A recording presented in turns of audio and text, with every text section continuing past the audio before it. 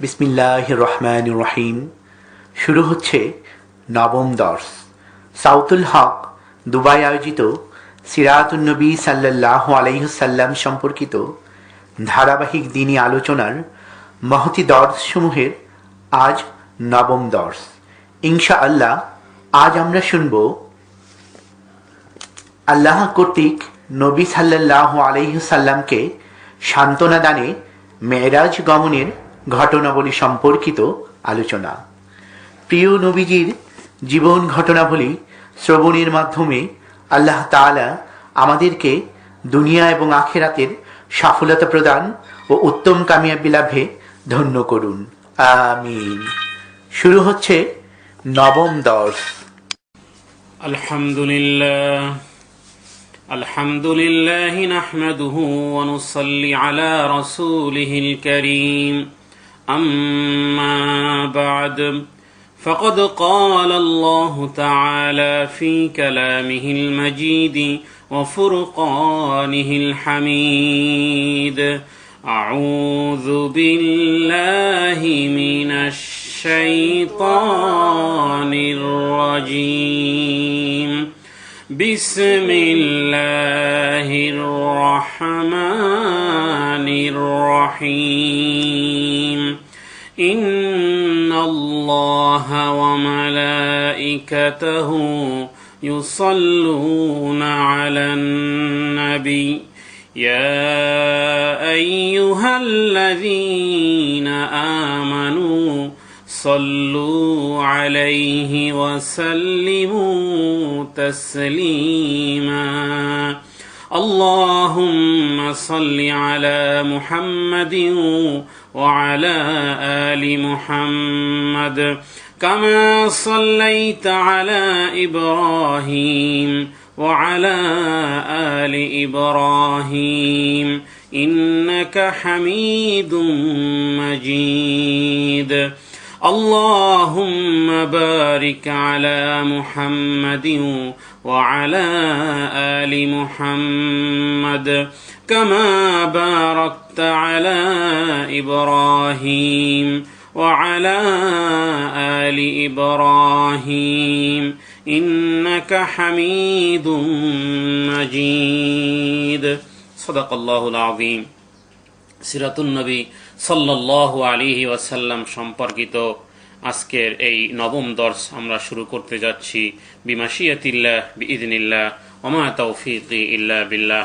আমরা ইতিপূর্বে হযরত ওমর রাদিয়াল্লাহু তাআলা আনহুর ইসলাম গ্রহণ সম্পর্কে আমরা আলোচনা শেষ করেছি। ইসলামের ইতিহাসে হযরতে ওমরের ইসলাম গ্রহণ একটি অতি গুরুত্বপূর্ণ ঘটনা। হযরতে হামজা রাদিয়াল্লাহু তাআলা আনহু এবং হযরত ওমরকে পেয়ে মুসলমানদের আত্মবিশ্বাস বহু গুণে বৃদ্ধি পায়। হযরত ওমরের ভয়ে মুসলমানরা কতটা ভীত ছিল আল্লাহর নবীর বর্ণিত একটি হাদিস থেকে তা জানা যায়। তিনি বলেছেন, শয়তান ওমরকে আসতে দেখলে ভয় পথ ছেড়ে দেয়। এতদিন মুসলমানরা গোপনে ইসলাম পালন করত, ভয়ে ভয়ে চলত। হযরত ওমরের ইসলাম গ্রহণের পর থেকে অবস্থা সম্পূর্ণ পাল্টে যায়। তারা প্রকাশ্যে ধর্মীয় কর্তব্যগুলো পালন করতে থাকে, কাবা গৃহে গিয়ে নামাজ পড়তে থাকে। আল্লাহ নবীর একজন বিশ্বস্ত সহচর হযরতে আবু বকর সিদ্দিক রাদিয়াল্লাহু তাআলা আনহু, যিনি ছিলেন হযরতে ওমরের চরিত্রের ঠিক বিপরীত। হযরতে আবু বকর ছিলেন সর্বদা নম্রতার পক্ষপাতী ছিলেন, কোমল এবং কঠোরতার সংমিশ্রণ ছিল ওমরের চরিত্রে। হযরতে ওমরের চরিত্রে ন্যায়ের জন্য শক্তি প্রয়োগ করতে তিনি দ্বিধাবোধ করতেন না। ইসলামের দ্বিতীয় খলিফা হযরতে ওমর রাদিয়াল্লাহু তাআলা আনহু তার জীবদ্দশায় দেখে গেছেন কিরূপে একটি ক্ষুদ্র ধর্মীয় সম্প্রদায় এক বিশাল সাম্রাজ্য স্থাপনা করেছিল। হযরতে ওমর ইসলাম গ্রহণ করার পরে আল্লাহ নবীকে বলেছিলেন যে, ইয়া রাসূলুল্লাহ সাল্লাল্লাহু আলাইহি ওয়াসাল্লাম, আলাসনা আলাল হক ওয়া হুম আলাল বাতিল, আমরা কি সত্যের উপর প্রতিষ্ঠিত নয় এবং তারা কি গোমরাহির উপর নয়? সুতরাং কুরাইশরা তাদের দেবতাদের উপাসনা করবে প্রকাশ্যে, আর মুসলমানরা এক আল্লাহর ইবাদত করবে গোপনে। হযরতে ওমরের কাছে এটা ছিল অসহনীয়। তিনি কাবা গৃহের নিকট নামাজ পড়া আরম্ভ করলেন এবং অন্যদেরকেও তার সঙ্গে নামাজ পড়তে উৎসাহিত করতে লাগলেন। কখনো কখনো হযরতে ওমর এবং হযরতে হামজা একদল মুসলমানদের সঙ্গে নিয়ে কাবা গৃহে প্রকাশ্যে নামাজ পড়তেন। সংঘর্ষ এড়াবার জন্য কোরাইশ দলপতিরা অন্যত্র সরে যেত, কারণ ওমর কোনো কিছুই পরোয়া করতেন না। মুসলমানদের সংখ্যা গরিষ্ঠ অংশ আবিসিনিয়া হিজরত করলেও নবদীক্ষিতদের সংখ্যা ধীরে ধীরে আস্তে আস্তে বাড়তে থাকে। আবিসিনিয়ায় আশ্রয় গ্রহণকারী মুসলমানদের ফিরিয়ে দিতে নাজ্জাশীর অস্বীকৃতিতে কোরাইশ দলপতিরা সহজভাবে এটা মেনে নিতে পারতেছিল না। তাদের ক্রোধ এবং প্রতিহিংসার আগুনে প্রতিনিয়ত তারা জ্বলতে থাকলো যে কোনো উপায় হোক মুসলমানদের দমন করার জন্য তারা একটি পরামর্শ সভায় মিলিত হয়ে নূতন কৌশলের অবলম্বনের জন্য আলোচনা শুরু করে এবং সেই আলোচনায় আবু জেহেল প্রস্তাব ক্রমে কুরাইশ দলপতি বনু হাশিম ও তাদের সহযোগী বনু মুত্তালিবকে সমাজচ্যুত করার সিদ্ধান্ত করে। তাদের সাথে বিবাহ শাদী, ক্রয় বিক্রয়, খাদ্যদ্রব্য সরবরাহ নিষিদ্ধ করা হয়, যতদিন পর্যন্ত না হত্যার জন্য মুহাম্মদ সাল্লাল্লাহু আলাইহি ওয়াসাল্লামকে তাদের হাতে অর্পণ করা না হবে এবং স্বেচ্ছায় নবুয়তের দাবি পরিত্যাগ না করবে, ততদিন পর্যন্ত এই নিষেধাজ্ঞা বলবৎ থাকবে।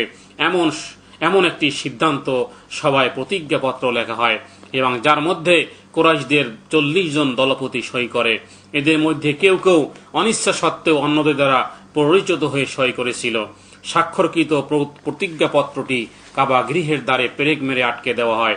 বনু হাশেম এবং বনু মুত্তালিবের অনেকে তখন পৌত্তলিক ছিলেন, কিন্তু আবু তালিবের আহ্বানে আল্লাহ নবী নিরাপত্তার জন্য তারা প্রতিজ্ঞাবদ্ধ হয় এবং বৃদ্ধ আবু তালিব তার দৃঢ় সংকল্পের কথা কবিতার মাধ্যমে কুরাইশদেরকে জানিয়ে দেন যে এই মসজিদ, এই দিব্য আমার আহমাদকে কখনো তাদের হাতে অর্পণ করা হবে না এবং কাল তার সমস্ত বিপদ ও সমস্ত দুঃখ নিয়েও দংশন করলেও হবে না।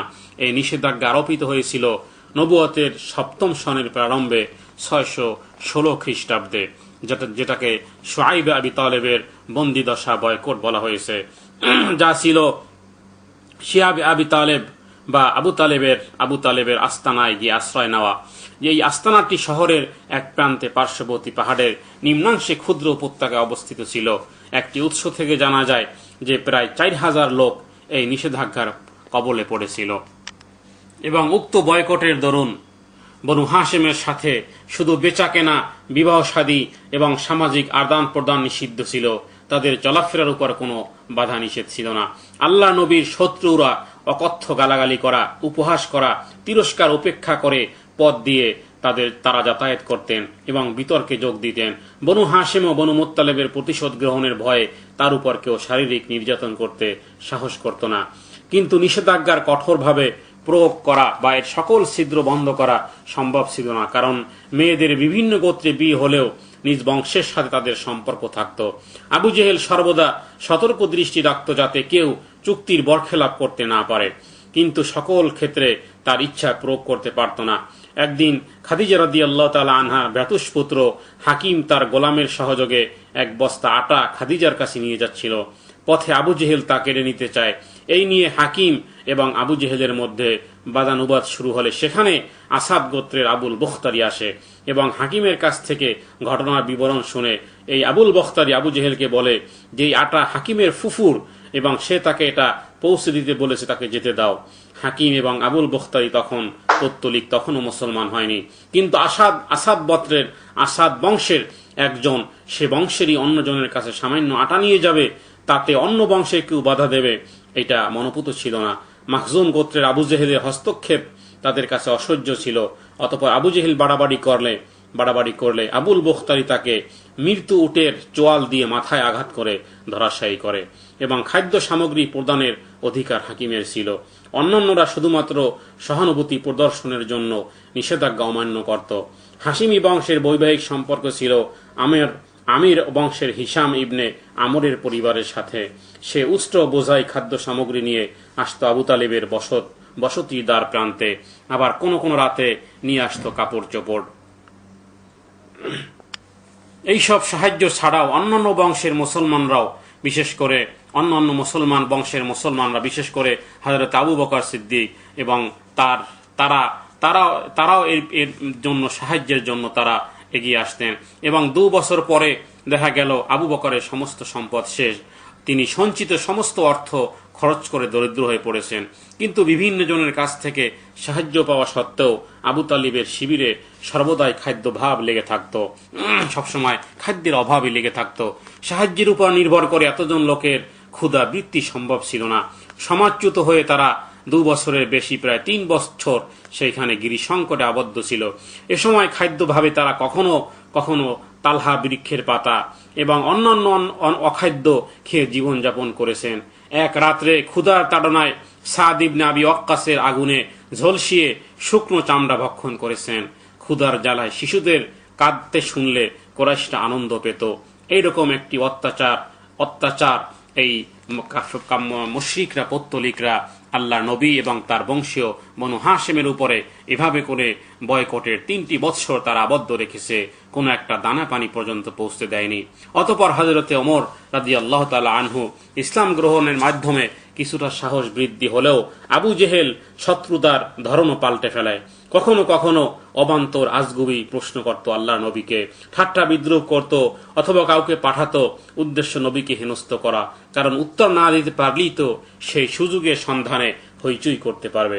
কখনো এসে বলতো যে আমার হাতের মধ্যে কি আছে বলো, বাইতুল মুকাদ্দাস মসজিদের দরজা জানালা কয়টা বলো, ইত্যাদি প্রশ্ন করে নিজেকে মহাজ্ঞানী, জ্ঞানের বাপ বলে জাহির করত। আর সৎ জ্ঞান না থাকলে তাকেই বলা হয় জ্ঞান পাপী বা মূর্খ পণ্ডিত, আর সেজন্যই নাম আবু জেহেল, মূর্খের বাপ। একবার কাফেররা এসে প্রশ্ন করে বলল, ইয়া মুহাম্মদ সাল্লাল্লাহু আলাইহি ওয়াসাল্লাম, সবাই তো বংশ পরম্পরা, সবারই তো একটা বংশ পরম্পরা নসবনামা আছে, তো তোমার আল্লাহর নসবনামা কি, তোমার আল্লাহর বংশ পরিচয় কি? আল্লাহ নবী মুহাম্মদুর রাসূলুল্লাহ সাল্লাল্লাহু আলাইহি ওয়াসাল্লাম কিছু বলার আগে স্বয়ং আল্লাহ তাআলা উত্তর পাঠালেন, স্বয়ং আল্লাহ রাব্বুল আলামিন উত্তর পাঠালেন। আর আল্লাহ নবীকে বলে দিলেন, হে নবী, আমার নসবনামা আপনি তাদেরকে শুনিয়ে দেন। হে নবী, আপনি জানিয়ে দেন, কুল হুয়াল্লাহু আহাদ আল্লাহুস সামাদ লাম ইয়ালিদ ওয়া লাম ইউলাদ ওয়া লাম ইয়াকুল লাহু কুফুয়ান আহাদ। হে তোমরা যারা আল্লাহ নসবনামা জানতে চেয়েছো, তোমরা আসো শুনে যাও।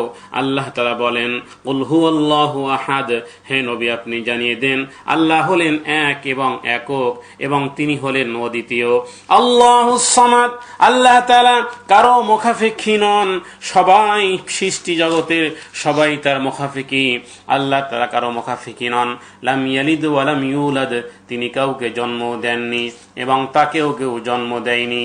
ওয়া লাম ইয়াকুল লাহু কুফুয়ান আহাদ, এবং আকাশ এবং জমিনে তার সমকক্ষ আর কেউ নেই। বলুন সুবহানাল্লাহ, সুবহানাল্লাহ। এভাবে করে আল্লাহ নবী কাফেরদের শক্ত কঠিন প্রশ্ন আল্লাহর হুকুমে সহজ করে দেখিয়েছেন, যাতে করে তারা ঈমান আনয়ন করেন এবং অসাধ্য, অসম্ভবীয়, অত্যাশ্চর্য, অলৌকিক জিনিস যখন নবীর হাতে প্রকাশ পায় উহাকে মুআজিজা বলে। আর এরকম মুআজিজার সংখ্যা আল্লাহ নবীর জীবনে প্রকাশ পেয়েছে প্রায় 3000-এর অধিক। সুবহানাল্লাহ ওয়া বিহামদিহি।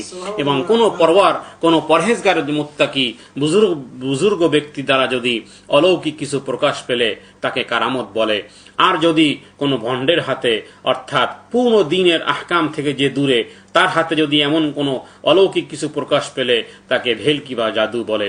যেমন ফেরাউনের জাদুকরদের ন্যায় যত বড় জিনিসই দেখাক না কেন, মাপকাঠি হলো লোকটা দিনের অনুসরণকারী কিনা। এমনকি যদি একেবারে পানির উপর জায়নামাজে চড়ে ভেসেও যায়, এত বড় অলৌকিক জিনিস দেখালেও সে যত বড়ই জিনিস দেখাক না কেন, মাপকাঠি হলো লোকটা দিনের অনুসরণকারী কিনা। যদি দিনের অনুসরণকারী না হয় তাহলে বুঝতে হবে সবই ভেলকি, সবই বানোয়ার।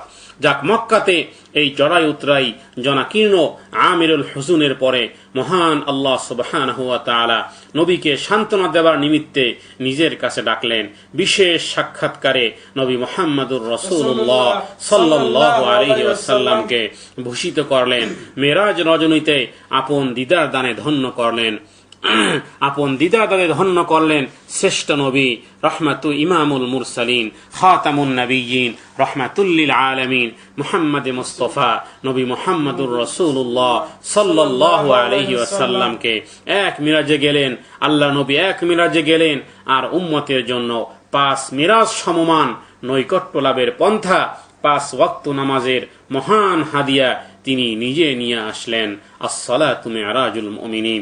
শরীয়তের সমস্ত বিধান, রোজা, হজ, যাকাত, চুরির শাস্তি, জেনার শাস্তি, মদ্যপানের শাস্তি, হুকুকুল ওয়ালিদাইন সহ ইসলামের সমস্ত হুকুম এবং আহকাম জিবরাইল আমিন আল্লাহর হুকুমে নিয়ে এসেছে।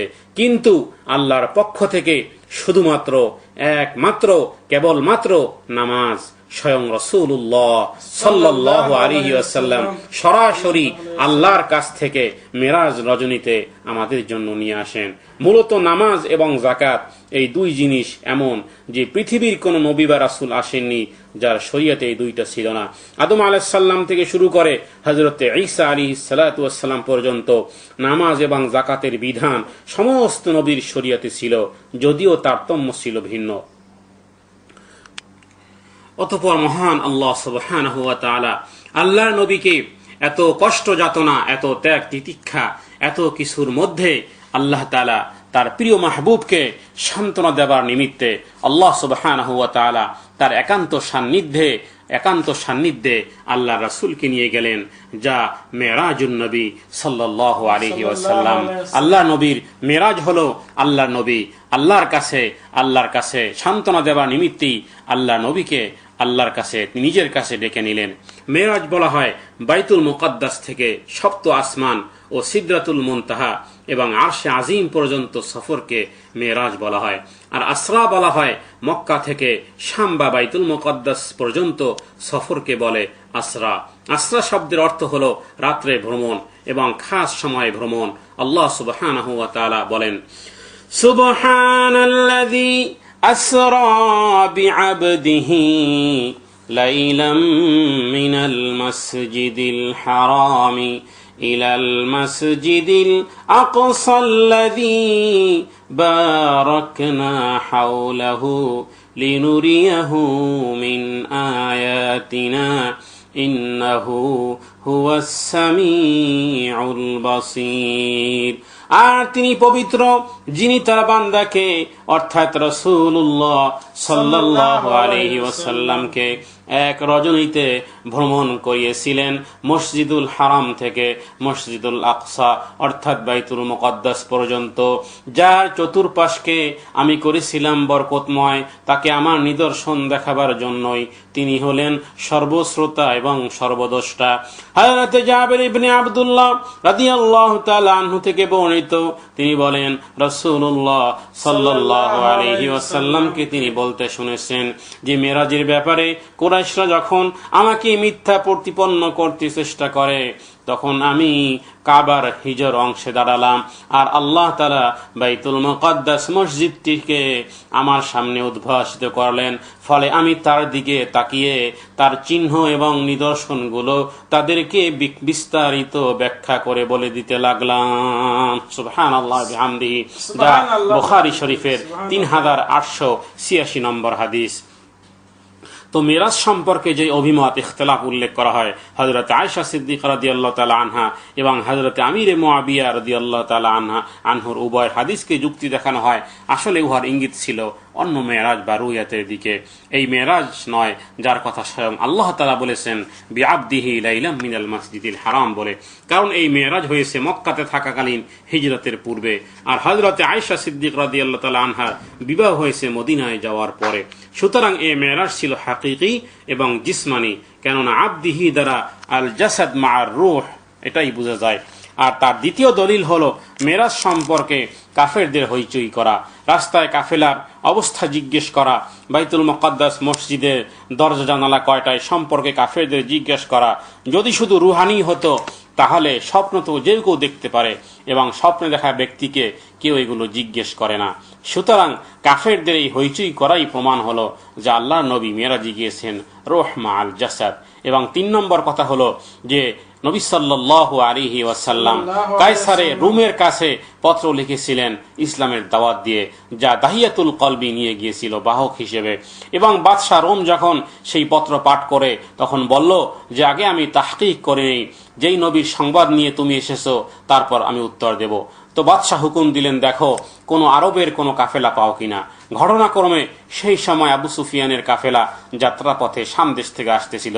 অতঃপর দরবারে বাদশার কাছে নেওয়া হলো, এবং যখন বাদশার দরবার বসা হলো তখন বাদশাহ জিজ্ঞেস করলেন, আইয়ুকুম আকরাবু নাসাবান, তোমাদের মধ্য থেকে তার বংশ পরিক্রমায় কে বেশি নিকটবর্তী। তো ফাকাম আবু সুফিয়ান দাঁড়িয়ে গেল। বাদশাহ জিজ্ঞেস করলেন যে যিনি নবী দাবিদার তোমাদের মধ্যে তার বংশ কেমন। উত্তর আবু সুফিয়ান বলল যে উত্তম বংশ, কোরাইশ বংশ। তো বাদশাহ জিজ্ঞেস করলো যে সর্বপ্রথম ঈমান কারা এনেছে। উত্তরে আবু সুফিয়ান বলল যে অসহায় গরিব। অথবা বাদশাহ জিজ্ঞেস করলেন যে কেউ কি ঈমান আনার পরে ত্যাগ করেছে। উত্তরে বলল যে ত্যাগ তো করে না বাদশাহ, তারা তো আমাদের গোলাম ছিল, চাকর ছিল, বদসুরত ছিল। বাদশাহ বললেন যে আবু সুফিয়ান, আমি যা জিজ্ঞেস করি শুধু তাই বলো, এর অতিরিক্ত কিছু বলো না। চতুর্থ প্রশ্ন হলো ইবাদতের ব্যাপারে কি বলে। অথবা আবু সুফিয়ান বলল যে আমাদের 360 আলিহাকে, আমাদের 360 প্রতিমার যে আমরা পূজা করি সেগুলো সবগুলোকে বাদ দিয়ে এক খোদার ইবাদতের কথা বলে। বাদশাহ বললেন যে সমস্ত নবীদের বৈশিষ্ট্য এবং অনুসারীদের বৈশিষ্ট্য এমনই হয়। আবু সুফিয়ান হয়রান হলো, কারণ সুপার পাওয়ার রোম সম্রাট যদি মুসলমান হয়ে যায় তাহলে তো আমাদের অস্তিত্বই থাকবে না। তো চালাক আবু সুফিয়ান কতক্ষণ চিন্তা করে বলল, বাদশাহ একটা কথা খুবই হাস্যকর, পাগলের প্রলাপের মতো। আর তা হলো একদিন সে এসে বলল যে সে নাকি এক রাত্রে মক্কা থেকে বাইতুল মুকদ্দাসে যায় এবং সেখান থেকে 7 আসমান ভ্রমণ করে আল্লাহর সাথে দেখা করে পুনরায় একই রাত্রে মক্কায় ফিরে আসে। অথচ আপনি জানেন যে মক্কা থেকে বাইতুল মুকদ্দাস যেতে প্রায় 40 দিনের মতন সময় লাগে। এটা কি কেউ মানতে পারে? বলুন বাদশাহ। তো এবার বাদশাহ সবাই আগত ওলামা ইহুদের দিকে দৃষ্টিপাত করে জিজ্ঞেস করলেন, তোমরা বলো এটার রহস্য কি। তো এক ব্যক্তি দাঁড়িয়ে গেল যে সকলের চেয়ে বয়স্ক এবং প্রবীণ ও আলেম ছিল। সে বলল যে সব কিছুই সত্যতার প্রমাণ নবী হওয়ার জন্য, এবং এ ঘটনাও চিরন্তন সত্য। তো বাদশাহ আশ্চর্য হয়ে জিজ্ঞেস করলো যে মিন আইনা আলিমতা, যেটা তুমি কিভাবে বললা। তো সেই আলেম, ইহুদি আলেম পাদ্রী বলল যে বাদশাহ শুনুন তাহলে, ওই সময় আমি বাইতুল মুকদ্দাস মসজিদের খতিব এবং প্রধান খাদেম ছিলাম, এবং ঠিক ওই রাত্রি একটা ঘটনা ঘটল। আর তা হলো মসজিদের প্রধান ফটক বন্ধ করা গেল না, শত চেষ্টাও ব্যর্থ। ভিতরে অনেক খাজানা, কি করা যায়। দরজার মাহের যারা কারিগর ছিল তাদেরকে রাত্রির ডেকে আনা হলো। তারা তদন্ত করে বলল যে আজ রাত্রে এই দরজা বন্ধ হবে না, কারণ নিচের জমিন আর উপরের ছাদ ঠেসে গেছে। রাত্র এভাবেই থাক, সকালে এই ওজনকে ভেঙে সরাতে হবে। তো বাধ্য হয়ে আমি দরজার পাশেই শুয়ে রাত কাটাই। সকালে উঠে দরজাতে হাত দিতেই দেখি দরজা আগের মতোই ঠিকই আছে। মসজিদের বাইরে যেই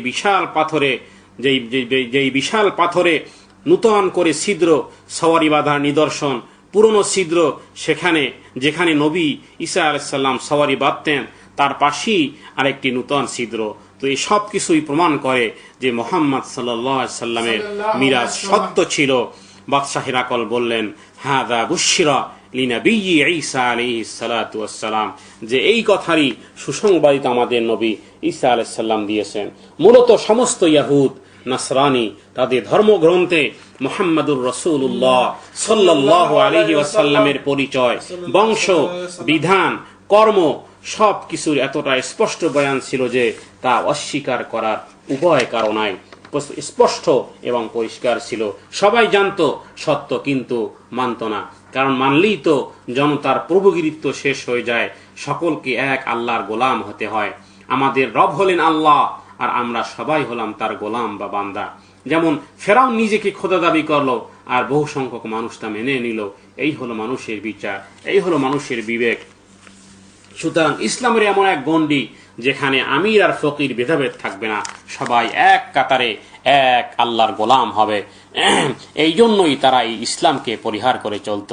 যাই হোক, মহান আল্লাহ সুবহানাহু ওয়া তাআলা বলেন, সুবহানাল্লাযী আসরা বিআবদিহি লাইলাম মিনাল মাসজিদিল হারামি ইলাল মাসজিদিল আকসা, মসজিদে হারাম থেকে মসজিদে আকসা পর্যন্ত।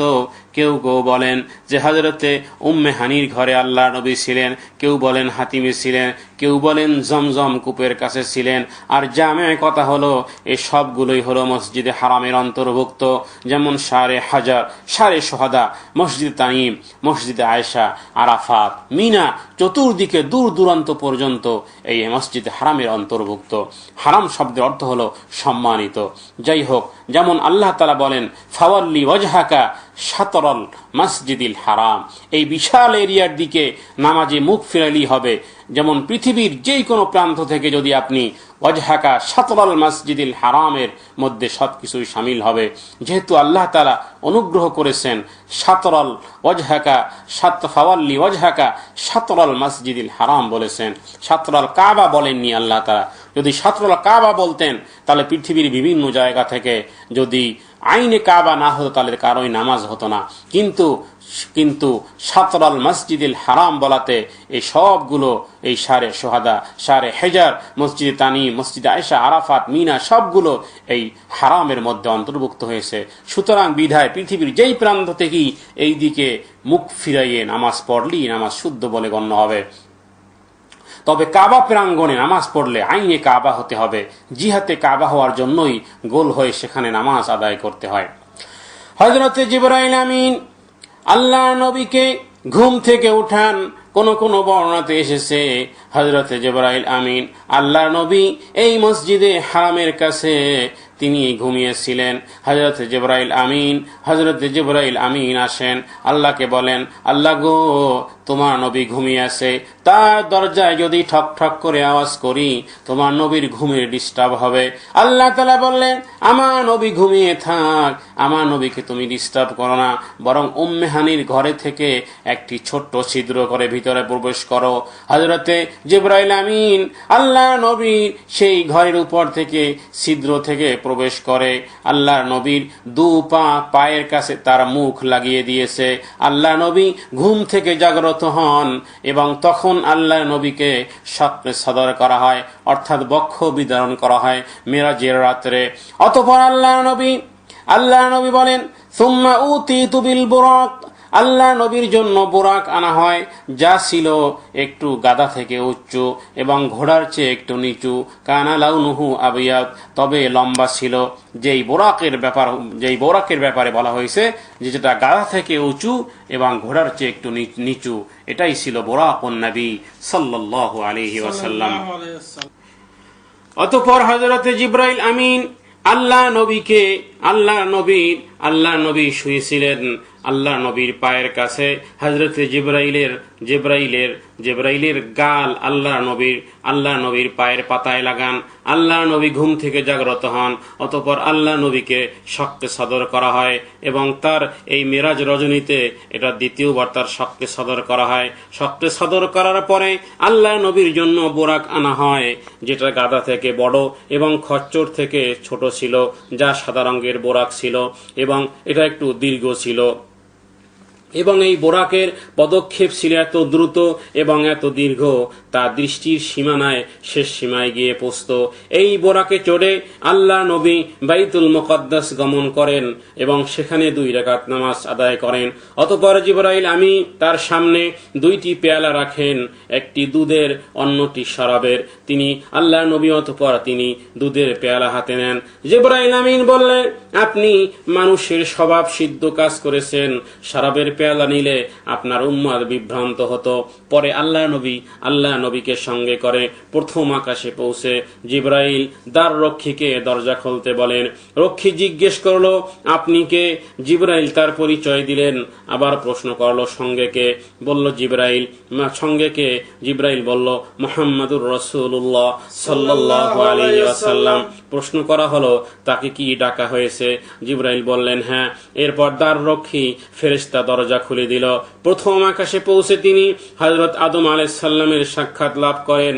তখন আদম আলাইহিস সালামের ডানে এবং বায়ে অসংখ্য ছায়ামূর্তি ছিল, যা যেই ছায়াগুলো ছিল তার সন্তানদের আত্মা, এবং ডানের গুলো ছিল জান্নাতি এবং বামগুলো ছিল দোজখী।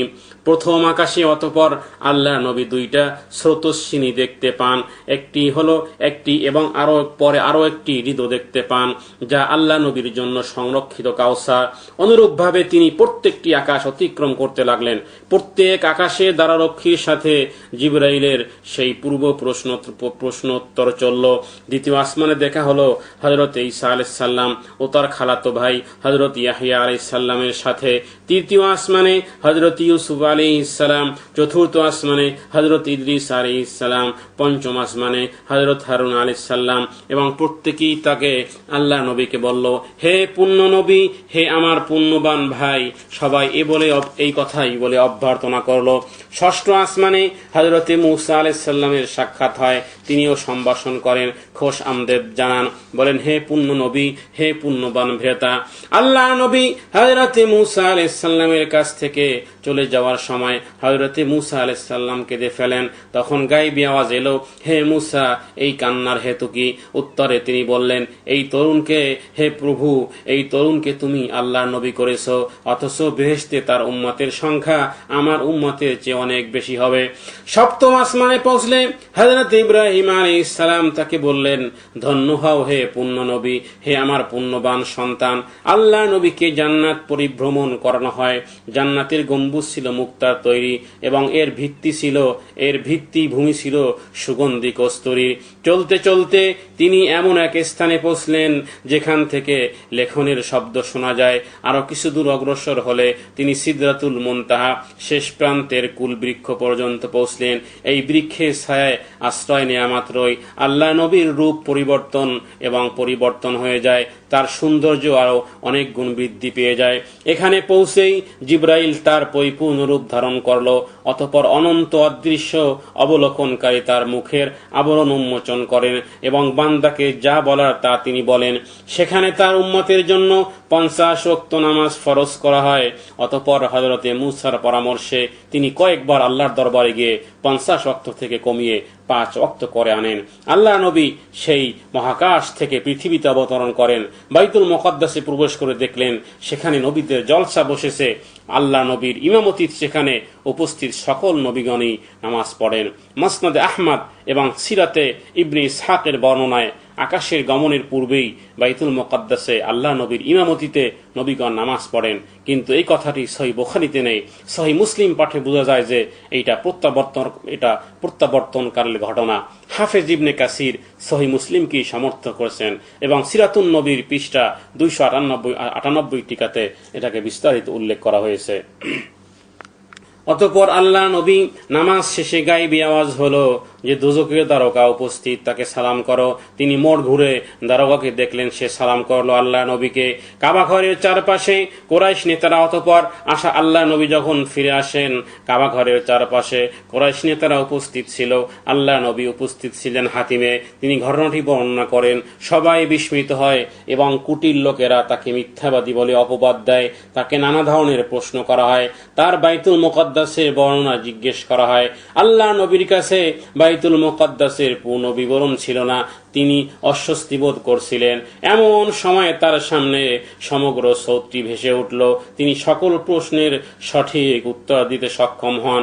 প্রসঙ্গত ওয়াকিদি, ইবনে ইসহাক এবং অন্যান্য বহু গ্রন্থে এরকমের আরো অনেক কথা উল্লেখ আছে এবং অতিরিক্ত কিছু কথা আছে। তাছাড়া মিরাজের কাহিনী শুনে কতিপয় মুসলমানরাও কিছুটা সন্দেহ ছিল, এরকম কোনো কথার ভিত্তি নেই। তো তখন তো মুসলমানের সংখ্যা অতি নগণ্য ছিল, তাদের কেউ এভাবে মোরতাদ হয়ে গিয়েছে বলে এরকম কোনো কথা, কোনো বর্ণনা কোথাও নেই। যা সিরাতুন নবীর পৃষ্ঠা 299 থেকে 301 পৃষ্ঠার মধ্যে এরকম আরো অনেকগুলো কিতাবের বর্ণনা রয়েছে যেগুলোর সহি কোনো সনদ নেই, সহি কোনো ভিত্তি নেই। যে কথা বলতেছিলাম যে ওলামায়ে কেরাম লিখেছেন যে মানুষের জীবন এবং মরণ এ দুটোরও দুইটা আকৃতি আছে। আল হায়াত, জীবনের আকৃতি হলো কাল ফারাসিল উনসা, মাদি ঘোড়ার ন্যায়, এবং ওই রকমই একই জানোয়ারের উপর আরোহণ করে হযরতে জিবরাইল আমিন নবী মুসা আলাইহিস সালামের কাছে এসেছিলেন এবং সেই ঘোড়ার পরশই যেন সবকিছু জীবন্ত হয়ে উঠেছিল। চতুর চালাক সামিরি তাই দেখে সেই ঘোড়ার পদপৃষ্ঠ মাটি সংরক্ষণ করে রাখে। পরবর্তীতে মুসা আলাইহিস সালাম যখন তুর পাহাড়ে চলে যান, এই সুযোগে সামিরি একটা বাছুর বানায় আর তার মধ্যে সেই মাটি রেখে দেয়। অমনি হাম্বা হাম্বা ডাক শুরু হয়। সামিরি টেকনোলজি সফল দেখে এবার সামিরি সবাইকে ধোকা দেয়, বলে হাদা ইলাহুকুম ওয়া ইলাহু মুসা ফানাসি, অর্থাৎ এইটাই তো খোদা তো এখানে, আর মুসা নবী ভুলে তুর পাহাড়ে খুঁজতেছে। তো নবী হারুন আলাইহিস সালাম বললেন যে ইয়া কওমি ইন্নামা ফুতিনতুম বিহি, যে হে কওম, তোমাদেরকে একটি ফিতনার মধ্যে ফেলানো হয়েছে, তোমাদেরকে একটি ফিতনার মধ্যে ফালানো হয়েছে। ইয়া কওমি ইন্নামা ফুতিনতুম বিহি ওয়া ইন্না রাব্বাকুমুর রহমানু ফাত্তাবিউনি, এবং আমি যা বলি সেই কথার অনুসরণ তোমরা করো। তো হায়াতের জীবনের একটি আকৃতি আছে, আর তার আকৃতিটা হলো কাল ফারাসিল উনসা, এবং মৃত্যুরও একটি মরণের একটি আকৃতি আছে, তা হলো কা সুরতি কাবাসিন, অর্থাৎ হায়াতেরও একটি আকৃতি আছে, মরণেরও একটি আকৃতি আছে। হায়াতের আকৃতি হলো কাল ফারাসিল উনসা, অর্থাৎ মাদি ঘোড়ার ন্যায়, আর মরণের একটি আকৃতি হলো তা হলো কা সুরতি কাবাসিন, অর্থাৎ ছোট দুম্বার আকৃতি হলো মৌতের। কিয়ামতের দিন আল্লাহ সুবহানাহু ওয়া তাআলা জিজ্ঞেস করবেন, আলা ইন্না ওয়াদাল্লাহি হাক্কুন, যে তোমরা কি আল্লাহর ওয়াদা সত্য হিসেবে পেয়েছো? ফাহাল ওয়াজাদতুম মা ওয়াদা রাব্বুকুম হাক্কা, আল্লাহ তাআলা যে ওয়াদা করেছেন তোমাদের সাথে তা কি তোমরা পেয়েছো? সবাই বলবে ক্বালু নাআম, হ্যাঁ আমরা পেয়েছি।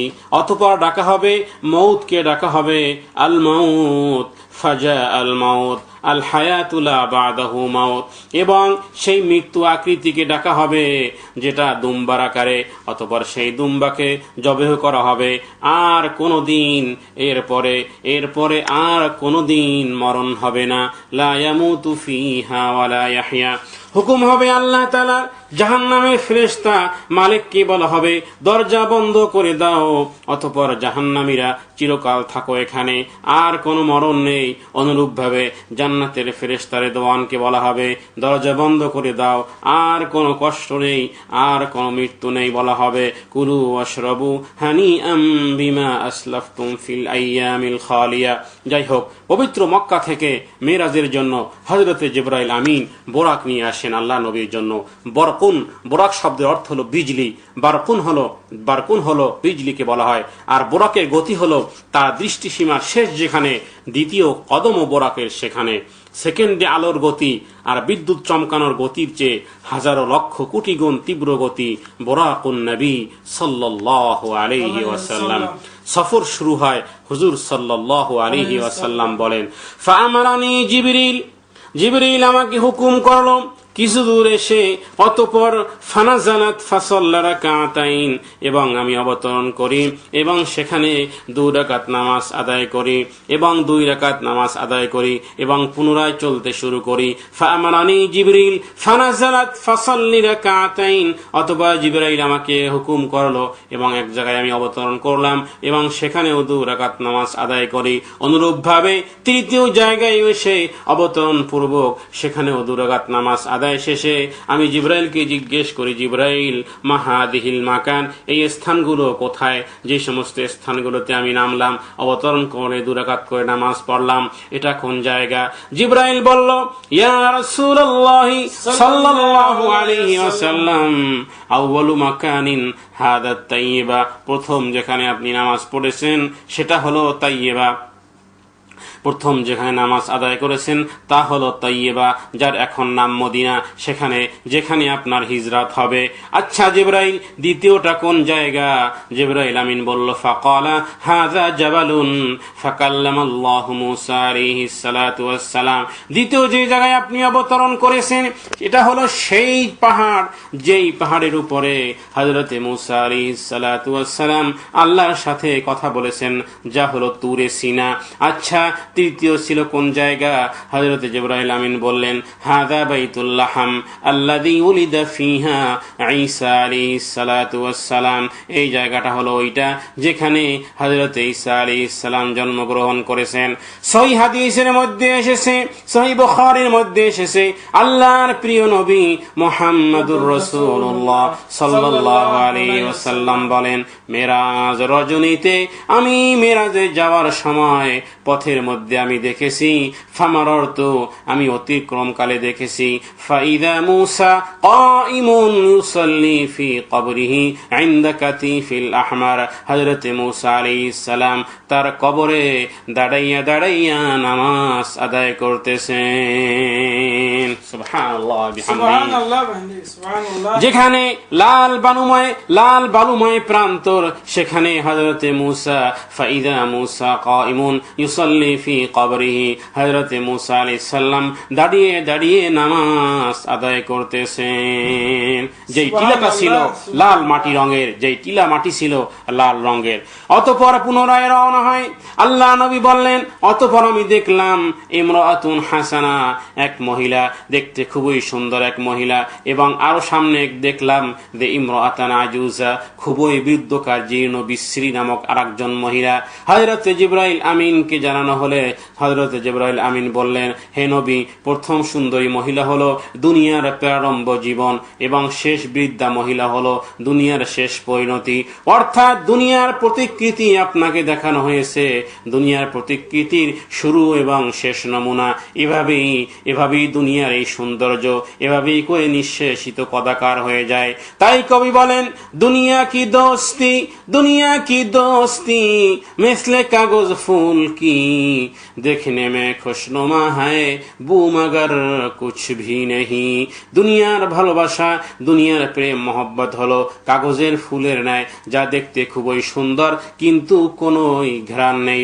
আল্লাহ নবী বললেন পুনরায় চলতে, আল্লাহ নবীজি বললেন পুনরায় আমি চলতে শুরু করলাম।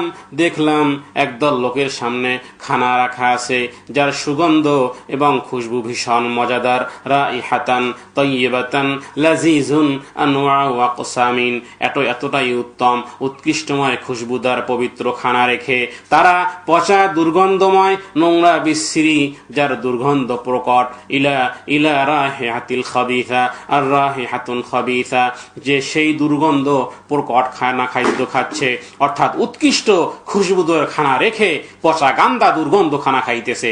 আমি আশ্চর্য হয়ে জিজ্ঞেস করলাম, হে জিবরাইল, ইয়া জিবরিল, মান হাউলাই, এরা কারা? এত উত্তম খাদ্য, উৎকৃষ্ট খুশবুদার মজাদার খুশবুদার খানা রেখে এই দুর্গন্ধ বিশ্রী নোংরা খানা খাইতেছে। হযরত জিবরাইল আমিন বলল, ইয়া রাসূলুল্লাহি সাল্লাল্লাহু আলাইহি ওয়াসাল্লাম, হাউলাই জুনাত কওমুক, এরা হলো আপনার উম্মতের ওই সমস্ত লোক যারা নিজের ঘরের পবিত্র স্ত্রী ছেড়ে বাজারের জেনাকাইনী মহিলার সাথে সম্পর্কিত হয়। বলুন নাউযুবিল্লাহ। আল্লাহ নবী বলেন, ফামাররতু বিকওমিন, অতঃপর আমি কিছুক্ষণ চলার পর দেখলাম একদল লোক যারা রক্তের দরিয়াতে সাঁতরাইতেছে এবং যাদের পেট ভীষণ বড় এবং তা জ্বলন্ত জ্বলন্ত আগুন খেয়ে খেয়ে পেট ভরতেছে। আমি আরজ করলাম জিবরাইলকে, মান হাউলাই, এরা কারা? ক্বালা জিবরিল, হাউলাই আকালাতুর রিবা। জিবরাইল বলল, এরা হলো দুনিয়ার মধ্যে এরা সুদ ঘুষ খাইত। অতঃপর আল্লাহ নবী বললেন, আমি অতঃপর সামনে দেখলাম একদল লোক যারা নিজের হাতের কেচি দিয়া নিজেদের ঠোঁট কাটতেছে, একদিক থেকে কাটতেছে আর এক দিক থেকে ভালো হইতেছে। আমি জিজ্ঞেস করলাম, জিবরাইল, এরা কারা? বলা হলো, হাউলাই খুতাবা ও কাযযাব, এরা হলো আপনার উম্মতের মধ্যে ওই সমস্ত লোক যারা জেনে শুনে মিথ্যা কথা বলতো, মিথ্যাবাদা মানুষকে দিত, মিথ্যা বর্ণনা করত। বলুন নাউযুবিল্লাহ। আল্লাহ নবী বললেন, অতঃপর বাইতুল মুকদ্দাস পৌঁছলে ফানাজালা জিবরিল ফাজা আস-সাখরা, আর জিবরাইল আমাকে নামতে বলল এবং একটি বড় পাহাড়ে বড় পাথরের কাছে নিয়ে আসলো, যা মসজিদের বাইরে একটা বড় পাথরের কাছে এসে ফাজা আলা ইশারাতাহু আস-সাখরা, অতঃপর জিবরাইল সেই পাথরের দিকে ইঙ্গিত করলো এবং তার কারণে, চোখে ইঙ্গিত করার কারণে সেই পাথরের মধ্যে ছিদ্র হয়ে গেল এবং সেখানে এই বোরাককে বাঁধা হলো। সেই ছিদ্রের মধ্যে বোরাকটাকে বাঁধা হলো। উলামায়ে কেরাম লিখেছেন যে এই কথার মধ্যে অনেক কথার ইঙ্গিত আছে। যেমন তাওয়াক্কুল অর্থ হলো উটের রশি বাঁধো, তারপরে যে কোনো উপায় উপকরণ অবলম্বন করো এবং উত্তম ফলাফলের জন্য আল্লাহর উপর ভরসা করাকেই তাওয়াক্কুল বলা হয়। তা না হলে এইখানে বোরাককে বাঁধার কোনো প্রয়োজন ছিল না। বোরাকের কি শক্তি আছে যে জিবরাইল থেকে ভেঙে যাবে? কিছুতেই এই বোরাকের ভেঙে যাওয়ার কোনো ক্ষমতা নাই, কিন্তু তবুও জিবরাইল আমিন এই বোরাককে বাদলেন কি জন্য? যে এটার অর্থ হলো এটাই যে আসলে তাওয়াক্কুল অর্থ এইটা না যে হাত পা গুটিয়ে বসে থাকা, আল্লাহর কাছে বলা যে আল্লাহ আমি তাওয়াক্কুল করো, আমাকে খাওন দাও, না, বরং তাওয়াক্কুলের অর্থ হলো যে কাজ করো, এরপরে আল্লাহর কাছে তার ফলাফলের জন্য তার উপর ভরসা করো। এটা কি বলা হয়? তাওয়াক্কুল। আর এ কথারই ইঙ্গিত যে এই বোরাককে সেই পাথরের সাথে বাঁধার উদ্দেশ্যই হলো যে ওইভাবেই তাওয়াক্কুল করে বসা থাকার অর্থ তাওয়াক্কুল নয়, বরং কর্ম সুন্নত পন্থা অবলম্বন করা। যেমন এই বোরাকে কোনো শক্তি নেই যে জিবরাইল থেকে ভাগে যাবে। একদা প্রশ্ন করা হলো জিবরাইল আমিনকে যে হে জিবরাইল, আসমান থেকে জমিনে পৌঁছতে তোমার কত সময় লাগে? উত্তরে জিবরাইল জানালো যে আমি সপ্তম আসমানে ছিলাম। আল্লাহ তাআলা হুকুম দেন ইউসুফকে তার ভাইরা ধাক্কা দিয়ে কূপে ফেলে দিয়েছে, বাঁচাও আমার নবী ইউসুফকে। আল্লাহর হুকুম পাওয়ার সাথে সাথে কূপের উপর থেকে হযরতে ইউসুফ আলাইহিস সালামকে কূপের উপর থেকে তার ভাইরা ধাক্কা দেয়। নিচে পানির কাছে পৌঁছার আগে আমি জিবরাইল সপ্তম আসমান থেকে ইউসুফের কাছে পৌঁছে যাই। সুবহানাল্লাহ ওয়া বিহামদিহি। আলোর গতি সেকেন্ডে ৮৬ লক্ষ হাজার মাইল। আর এত নূরি ফেরেশতা স্বয়ং আল্লাহ তাআলা হযরত জিবরাইল আমিন সম্পর্কে, তার উজুদে জিবরাইল সম্পর্কে আল্লাহ তাআলা বলেছেন আল্লামাহু শাদীদুল কুওয়া যু মিরওয়াতিন ফাস্তাওয়া ওয়া হুয়া বিল উফুকিল আ'লা সুম্মা দানা ফাতাদাল্লা। জিবরাইলের ৫০০ ডানা আছে। এক ডানা খুললে মাশরিক থেকে মাগরিব পূর্ণ হয়ে যায়, দ্বিতীয় ডানা খুলে শিমাল থেকে জুনুব পর্যন্ত ভরপুর হয়ে যায়।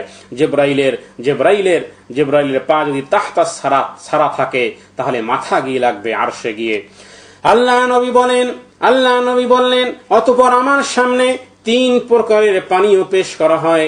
এক পেয়ালার মধ্যে দুধ ছিল, অন্য পেয়ালায় শরাব ছিল এবং অন্য পেয়ালায় মধু ছিল। অতঃপর আমি দুধ গ্রহণ করি। তাতে জিবরাইল অত্যন্ত খুশি হয় এবং বলেন ইখতারতাল ফিতরাতা ইয়া মুহাম্মদ, হে মুহাম্মদ সাল্লাল্লাহু আলাইহি ওয়াসাল্লাম, আপনি আপনার উত্তম অভ্যাসের অনুসরণ করেছেন। হাদিসে এসেছে কেউ যদি তোমাকে দুধ এবং সুগন্ধি পেশ করে তা কখনো ফেরত দিবে না, বা যদি তবিয়তে বিরুদ্ধ হলেও প্রথমে গ্রহণ করবে, অতঃপর তাকে বুঝিয়ে বলবে। যেমন বিদায় হজের সময় আরাফাতের দিন আল্লাহ নবী রোজা আছেন কিনা উম্মুল মুমিনিনগণ সন্দেহে ছিলেন। প্রকাশ্যে জিজ্ঞাসা করাটাও সমীচীন মনে করেননি। বিদায় আল্লাহ নবীর সামনে দুধের পেয়ালা পেশ করেন এবং আল্লাহ নবী তা পান করেন। তারা জানতেন আল্লাহ নবী কখনো দুধকে না করবেন না, শুধু রোজা ছাড়া। আরাফাতের দিন অনুরূপভাবে রোজা রাখা খুবই ফজিলতপূর্ণ, কিন্তু হজকারীর জন্য নয়। কারণ হজের আর কাম পূরণ করতে হবে, কঙ্কর মারতে হবে, কোরবানি করতে হবে, মাথা মুন্ডাতে হবে, তাওয়াফ করতে হবে ইত্যাদি কার্যসমূহে ব্যস্ত ব্যক্তির পক্ষে কঠিন। বিদায় উম্মতের কান্ডারি আল্লাহর প্রিয় নবী মুহাম্মদুর রাসূলুল্লাহ সাল্লাল্লাহু আলাইহি ওয়াসাল্লাম নবী নিজেও রোজা রাখেননি। আচ্ছা, অতঃপর বাইতুল মুকাদ্দাস পৌঁছলে সেখানে সমস্ত নবীগণ হযরত আদম আলাইহিস সালাম থেকে শুরু করে হযরত ঈসা আলাইহিস সালাম পর্যন্ত সকলেই ইস্তেকবাল করেন। অতঃপর আজান হয় এবং এই সেই আজান যা প্রথমবার শুনেন এবং দ্বিতীয়বার আরেক সাহাবী মদিনায় বসে স্বপ্নে দেখেন এবং তাই নির্ধারিত হয়।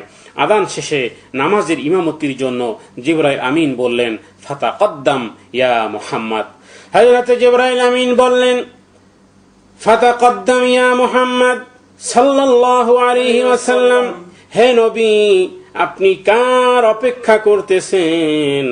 আজকের নামাজের ইমামতি আপনি ছাড়া আর কারো জন্য মানাবে না, আর কারো জন্য মানানসই হবে না। কারণ আপনি হলেন ইমামুল আম্বিয়া, ইমামুল মুরসালিন, খাতামুন নবিয়্যিন, রাহমাতুল লিল আলামিন। নামাজ শেষে আল্লাহ নবী বলেন সুম্মা উতিনি সুম্মা আমারানি জিবরিল ওয়া রাজা ইলা সাখরা। অতঃপর জিবরাইলের সাথে আমি সেই পাথরের কাছে আসি এবং এখান থেকে উর্দু আসমান যাত্রা শুরু হয়, যাকে মেরাজুন নবী বলা হয়, যা রজব মাসে হিজরতের 1.5 বৎসর পূর্বে এই ওয়াকিয়া সংঘটিত হয়। হুজুর সাল্লাল্লাহু আলাইহি ওয়াসাল্লাম বলেন সুম্মা উরিজা ইলাস সামাইদ দুনিয়া, দুনিয়ার প্রথম আসমানে অতঃপর আমার আরোহণ শুরু হয়, যা সিঁড়ি আকারে, যা সিঁড়ি আরোহণের জন্য সিঁড়ি আনা হয় এবং আমাকে তাতে আরোহণ করানো হয়। অতঃপর আসমানের দরজায় আওয়াজ দেওয়া হয় এবং আমার জন্য, এবং আসমানের দরজা খোলা হয় এবং প্রতিটি আসমানের দরজা আছে। জিবরাইলকে প্রশ্ন করা হয়, মিম্মা, কে তোমার সাথে? হযরতে জিবরাইল আমিন পরিচয় দেয়। অতঃপর দরজা খোলা হয়। আল্লাহ নবী বলেন, আসমানের দরজা আছে, তবকা আছে। আর আল্লাহ তাআলা বলেন, আল্লাযী খালাকা সাবআ সামাওয়াতিন তিবাকা, যিনি সৃষ্টি করেছেন 7 আসমান স্তরে স্তরে এবং জমিনও 7 স্তর বিশিষ্ট। অমিনাল আরদি মিসলাহুন্না, অন্যত্র আল্লাহ বলেন, লা তুফাত্তাহু লাহুম আবওয়াবুস সামাই, আসমানের দরজা খোলা হবে না। ওয়ালা ইয়াদখুলুনাল জান্নাতা, এবং জান্নাতের দরজাও খোলা হবে না যারা আল্লাহর কোরআনকে, যারা আল্লাহর আয়াতকে অস্বীকার করেছে। সুতরাং বোঝা যায় আসমানের দরজা আছে। অনুরূপভাবে আসমানে এক দরিয়া আছে যাকে রহমতের দরিয়া বলা হয়, যা আল্লাহর আরশের নিচে। আল্লাহ তাআলা বলেন, ওয়াফাজ্জারনাল আরদা উয়ুনান ফালতাকাল মাউ আলা আমরিন ক্বাদ কুদির। অন্যত্র এসেছে, ফাফাতাহনা আবওয়াবাস সামাই বিমাইম মুনহামির। অন্যত্র এসেছে, আনতুম আনজালতুমুহু মিনাল মুজনি আম নাহনুল মুনজিলুন। আল্লাহ নবী বলেন, অতঃপর প্রথম আসমানে দেখলাম বিশাল কাঁধ বিশিষ্ট এক ব্যক্তিকে, যিনি একবার ডান দিকে তাকান, ডান দিকে তাকালে খুশি হয়ে যান, মুতাবাসসিমান। অতঃপর বাম দিকে আরেকবার তাকান, বাম দিকে তাকালে তিনি দুঃখিত হন। ফাসআলতু মান হাযার রাজুল, আমি জিজ্ঞেস করলাম যে এই ব্যক্তিকে। হযরত জিবরাইল আমিন বলল, আবুকা আদম, এ হলো আপনার পিতা আদম। আর হাদিসেও এসেছে, হাকিকাতান হযরত আদম আলাইহিস সালাম 60 হাত লম্বা ছিলেন। এবং আমি আরজ করলাম, জিবরাইল, কেন এইটা হচ্ছে যে ডান দিকে তাকালে খুশি হয়ে যান এবং বাম দিকে তাকালে দুঃখিত হন? জিবরাইল আমিন বলল, ইয়া রাসূলুল্লাহ সাল্লাল্লাহু আলাইহি ওয়াসাল্লাম, ডান দিকে তাকালে তাকে দেখানো হয় আলমে আরওয়াহ থেকে সে পর্যন্ত মানুষ, আলমে আরওয়াহ থেকে যে সমস্ত মানুষ জান্নাতে প্রবেশ করবে তাদেরকে দেখানো হয়। তাদেরকে দেখে হযরত আদম খুশি হয়ে যান এবং বাম দিকে তাকালে দেখতে পান যারা জাহান্নামে প্রবেশ করবে তাদেরকে দেখে দুঃখিত হন। এখানেও আসহাবুল ইয়ামিন, আসহাবুশ শিমাল, ডানপন্থী বামপন্থী, যেহেতু সবই তারই সন্তানাদি, তিনিই প্রথম আদি পিতা, তিনিই সবার পিতা। সন্তান যত খারাপই হোক না কেন, আখের পিতার তো কষ্ট লাগেই। অতঃপর আল্লাহ নবী বলেন, সুম্মা উরিজা ইলাস সামাইস সানি, অতঃপর দ্বিতীয় আসমানে আরোহণ করে। সেখানে হযরতে ঈসা আলাইহিস সালাম এবং হযরতে ইয়াহইয়া আলাইহিস সালামের সাক্ষাৎ হয়। তৃতীয় আসমানে হযরতে ইদ্রিস আলাইহিস সালামের সাথে সাক্ষাৎ হয়। চতুর্থ আসমানে হযরত হারুন আলাইহিস সালামের সাথে সাক্ষাৎ হয় এবং পঞ্চম আসমানে হযরতে ইউসুফ আলাইহিস সালামের সাথে সাক্ষাৎ হয়, যাকে উতিয়া শাতরুল হুসন, যাকে অর্ধ সৌন্দর্য যাকে দান করা হয়েছে। ষষ্ঠ আসমানে হযরতে মূসা আলাইহিস সালামের সাথে সাক্ষাৎ হয় এবং সপ্তম আসমানে একটা ঘর দেখা, যেই ঘরে টেক লাগিয়ে বসে আছেন এক ব্যক্তি, যার সাদা দাড়ি বিশিষ্ট, যার চেহারার অবয়বে যেন আমারই প্রতিকৃতি। আল্লাহ নবী বলেন, যার চেহারার সাথে আমার চেহারার অনেকটা মিল। আল্লাহ নবী মুহাম্মাদুর রাসূলুল্লাহ সাল্লাল্লাহু আলাইহি ওয়াসাল্লাম তিনি বলেন, যার চেহারার সাথে আমার চেহারার অনেক মিল। আমি আরজ করলাম, জিবরাইল, ইনি কে? জিবরাইল বলল, আবুকা ইব্রাহিম, এ হলো আপনার পিতা ইব্রাহিম। অতঃপর আমি সালাম করলাম। উত্তর দিয়ে বললেন, সে বলল, মারহাবান ইয়া ইবনে সালেহ, মারহাবান, আহলান ওয়া সাহলান, শুভ কামনা হলো, হে শুভ আগমন, হে পবিত্র সন্তান, মারহাবান বিকা। আর জিবরাইল বলল, এই যে ঘর দেখতেছেন এটা হলো বাইতুল মামুর, যা দুনিয়ার কাবা যেমন বাইতুল্লাহ, তেমনি বাইতুল মামুর হলো আসমানবাসী ফেরেশতাদের কাবা। আর এই হলো বাইতুল মামুর, যেখানে কুল্লা ইয়াউমিন সাবাতু আলাফিম মিনাল মালায়েকা, প্রতিদিন 70,000 ফেরেশতা এই ঘরের তাওয়াফ করে। যারা একবার তাওয়াফ করে আর তারা কিয়ামতের আগ পর্যন্ত আর কখনো সুযোগ পাবে না। সুবহানাল্লাহি ওয়া বিহামদিহি। এভাবে করে প্রতিদিন নিত্য নতুন ফেরেশতারা বাইতুল মামুরে তাওয়াফ করতেছে। এবার আন্দাজ করুন যে ফেরেশতাদের সংখ্যা পরিমাণ যা শুধু আল্লাহ সুবহানাহু ওয়া তাআলা তিনিই ভালো জানেন। আল্লাহ নবী অতঃপর বলেন, বাইতুল মামুর হলো ঠিক কাবা ঘরের বরাবর সপ্তম আসমানে, চতুর্থ আসমানে। আল্লাহ নবী অতঃপর দেখলেন যে সারি সারি কাতারে কাতার ফেরেশতারা প্যারেড করতেছে, একদিকে চলছে তো চলছেই। জিবরাইলকে জিজ্ঞেস করা হলো। হযরত জিবরাইল বললেন, ইয়া রাসূলুল্লাহি সাল্লাল্লাহু আলাইহি ওয়াসাল্লাম, সেই আদম আলাইহিস সালাম থেকে ওহী নিয়ে শুরু করে আপনার পর্যন্ত যতবারই আমি দুনিয়াতে আগমন করেছি সেদিন থেকে দেখে আসতেছি এই সৈন্যদের চলা এবং এর শুরু কোথায়, শেষ কোথায়, আর কোথায় এর শেষ, কোথায় এর শুরু, তা আমি কিছুই জানি না। অতঃপর এর সপক্ষে হযরত জিবরাইল আমিন কোরআনের আয়াত তেলাওয়াত করলেন, ওয়ামা ইয়ালামু জুনুদা রাব্বিকা ইল্লাহু, ওয়ামা ইয়ালামু জুনুদা রাব্বিকা, তোমার প্রভুর সৈন্য বাহিনীর সংখ্যা কারো জানা নেই। ওয়ামা উতিতুম মিনাল ইলমি ইল্লা কলিলা, তোমাদেরকে খুব সামান্যই জ্ঞান দেওয়া হয়েছে।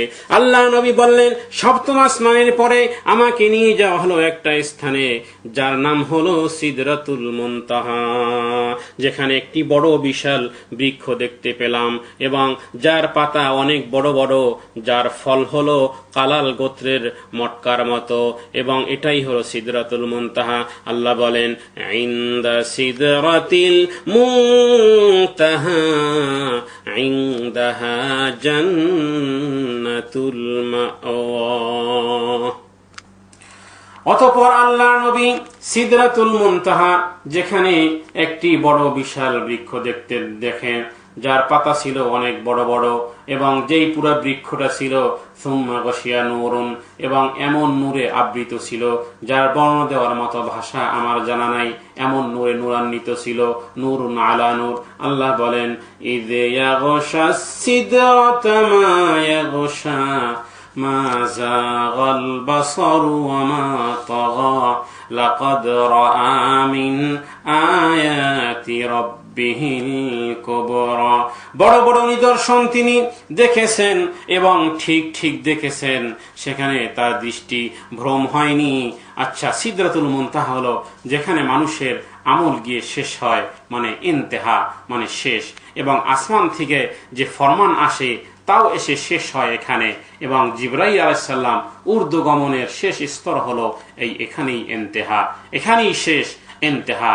আর এটাই হলো সিদরাতুল মুনতাহা, মানে ইন্তেহা, সব শেষ। দুনিয়ারও মাপকাঠি ওখানে গিয়ে শেষ, আসমান থেকে ওখানে আসে, তারপরে এখানে জিবরাইল আমিন নিয়ে আসেন। ওটাই হলো আসমান থেকে নির্দেশ আসারও ইন্তেহা জায়গা ওটা, আর দুনিয়া থেকেও যাওয়ার সর্বোচ্চ ইন্তেহা জায়গা হলো ওটা। এবং সেখানেই এই সিদরাতুল মুনতাহা, যেখানে ঊর্ধ্বগমনেরও শেষ স্তর, অর্থাৎ জিবরাইল আমিনেরও শেষ স্তর হলো সেখানেই, সেটাই হলো সিদরাতুল মুনতাহা।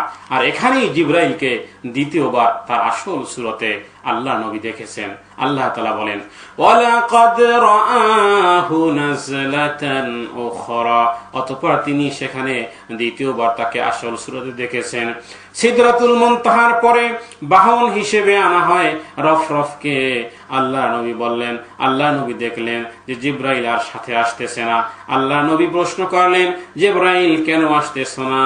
জিবরাইল বলল, ইয়া রাসূলুল্লাহি সাল্লাল্লাহু আলাইহি ওয়াসাল্লাম, আর যদি আমি উপরের দিকে আর এক চুল পরিমাণও আমি জিবরাইল যদি তাজাউজ করি, আমি যদি তাজাউজ করি, আমি যদি অতিক্রম করলে, আমি যদি এক চুল পরিমাণও এর থেকে যদি আমি অতিক্রম করি, তাহলে তার সামনের এর পরের যে সামনের যে নূরের তাজাল্লি আছে, সেই নূরের তাজাল্লিতে আমি জিবরাইল আমিন জ্বলে পুড়ে সারখার হয়ে যাব। আমার ক্ষমতা নাই আর এক বিন্দু পরিমাণও উপরে ওঠার। ওমা মিন্না ইল্লা লাহু, আল্লাহ বলেন, ওমা মিন্না ইল্লা লাহু মাকামুম মালুম, সবার জন্য একটা নির্ধারিত স্থান রয়েছে। নূরের তৈরি ফেরেশতা জিবরাইল আমিনের মাকাম যেখানে শেষ, নূরের তৈরি ফেরেশতা জিবরাইল আমিন রূহুল কুদুস সম্মানিত ওহী বার্তাবাহক জিবরাইল আমিনের মাকাম যেখানে শেষ, সেখান থেকে নূতন করে যাত্রা শুরু হয়, ঐশী ঊর্ধ্বগমন শুরু হয় হযরতে নবী মূসা, হযরতে আল্লাহর প্রিয় নবী মুহাম্মদুর রাসূলুল্লাহ সাল্লাল্লাহু আলাইহি ওয়াসাল্লাম। জিবরাইল আমিনের মাকাম যেখানে শেষ, সেখান থেকে আমার নবীর ঐশী ঊর্ধ্বগমন নূতন করে পুনরায় সেখান থেকে শুরু হয়। হযরতে মূসা আলাইহিস সালাম বলেছিলেন রব্বি আরিনি আনজুর ইলাইক, আল্লাহ বলেছিলেন লান তারানি তুমি আমাকে দেখতে পারবে না, ওয়ালাকিন ইনজুর ইলাল জাবালি ফাইন ইসতাকাররা মাকানাহু ফাসাউফা তারানি। অতঃপর যখন সামান্য নূরের তাজাল্লি পাহাড়ে প্রকাশিত হলো, ফালাম্মা তাজাল্লা রব্বুহু লিল জাবালি জাআলাহু দাক্কা, তাই দেখে মূসা আলাইহিস সালাম বেহুশ হয়ে গেলেন। অখররা মূসা সাইকা, হুশ আসার পরে মাথা উঠিয়ে বললেন ফালাম্মা আফাকা ক্বালা সুবহানাকা, হে প্রভু তুমি মহান পবিত্র প্রশংসাময়ী। আমি মূসা পুনরায় তোমার সমস্ত সিফাতার গুণের উপর আবারও ঈমান এনে বিশ্বাসী হলাম। আর দেখুন অন্যদিকে আশরাফুল আম্বিয়া নবী মুহাম্মদুর রাসূলুল্লাহ সাল্লাল্লাহু আলাইহি ওয়াসাল্লাম আসল নূরের তাজাল্লি ভেদ করে ৭০,০০০ নূরের পর্দা ভেদ করে আল্লাহ জাল্লা জালালুহু আম্মা নাওয়ানুহু তার খাস দরবারে নবী পৌঁছে গেলেন এবং এতটা নিকটবর্তী হলেন, কোরআন বলতেছে ফাকানা কাবা কাউসাইনি আও আদনা, ধনুক এবং তীরের মধ্যবর্তী দূরত্ব থেকেও আরো কাছে আসলো। আরো কাছে আসার পরে আল্লাহ বলেন ফাআওহা ইলা আবদিহি মা আওহা, অবতীর্ণ করলাম তার বান্দার প্রতি যা অবতীর্ণ করার ছিল। বলুন সুবহানাল্লাহ ওয়া বিহামদিহি। মেরাজের আলোচনা, বাকি আলোচনা ইনশাআল্লাহ দ্বিতীয় দর্শে আলোচনা করার চেষ্টা করব। বিমাশিয়াতিল্লাহ বিইذنিল্লাহ ওয়া মা তাওফীকি ইল্লা বিল্লাহ আলাইহি তাওয়াক্কালতু ওয়া ইলাইহি উনীব। সুবহানাকা লা ইলমা লানা ইল্লা মা আল্লামতানা ইন্নাকা আনতাস সামিউল আলিম। ওয়া আখিরু দাওয়ানা আনিল হামদুলিল্লাহি রাব্বিল আলামিন।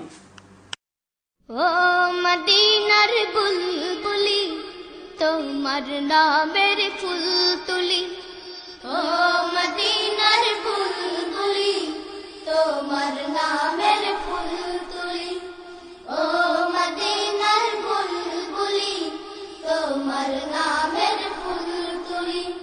যতন করে হৃদয় মাঝে, যতন করে হৃদয় মাঝে একা একা নিরিবিলি, ও মদিনার বুলবুলি তোমার নামের ফুল তুলি, ও মদিনার বুলবুলি তোমার নামের ফুল তুলি।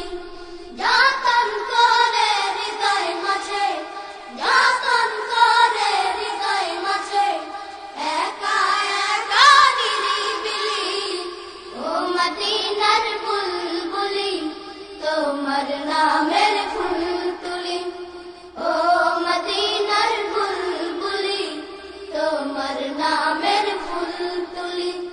সেই ফুলেরই পাপড়িগুলো ঝরে পড়ে না, মুগ্ধ করা সুবাস তাহার তবু শেষ হয় না। সেই ফুলেরই পাপড়িগুলো ঝরে পড়ে না, মুগ্ধ করা সুবাস তাহার তবু শেষ হয় না। সেই ফুলেরই পাপড়িগুলো ঝরে পড়ে না, মুগ্ধ করা সুবাস তাহার তবু শেষ হয় না। সেই সুবাসে ব্যাকুল হয়ে, সেই সুবাসে ব্যাকুল হয়ে গাই তোমারি গীতালি, ও মদিনার বুলবুলি তোমার নামের ফুল তুলি, ও মদিনার বুলবুলি তোমার নামের ফুল তুলি। যতন করে হৃদয় মাঝে, যতন করে হৃদয় মাঝে একা একা নিরিবিলি, ও মদিনার বুলবুলি